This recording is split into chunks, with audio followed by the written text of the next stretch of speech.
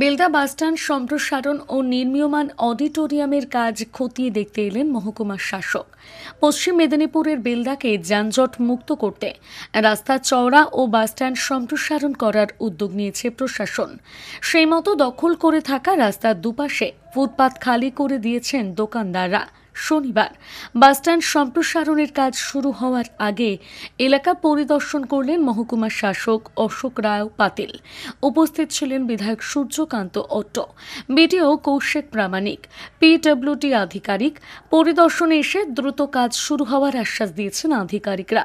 পাশাপাশি এদিন বেলদাতে নির্মীয়মান অডিটোরিয়ামের কাজ খতিয়ে দেখতে যান মহকুমার শাসক। কাজ কতটা বাকি রয়েছে, কি প্রয়োজন, কতদিন লাগবে পুরোপুরি কাজ শেষ হতে, সেই সমস্ত বিষয় খতিয়ে দেখেন তিনি। যত তাড়াতাড়ি সম্ভব অডিটোরিয়ামকে চালু করার কথা বলা হয় স্থানীয় প্রশাসনিক আধিকারিকদের। একদম মানে খালি করে এই বাস স্ট্যান্ডটা শুরু করেছি, তারপরে আমরা দেখলাম কি তারপরে যেরকম আছে সেই দিনে আমরা প্ল্যানিং করেছি।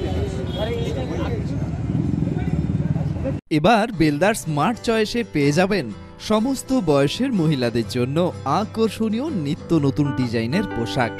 পেয়ে যাবেন কুর্তি, টপ, জিন্স, ওয়ান পিসের আকর্ষণীয় collection. Smart choice, Belda station road. আমাদের এখানেই পেয়ে যাবেন 299 টাকা থেকে এক্সক্লুসিভ পোশাকের কালেকশন।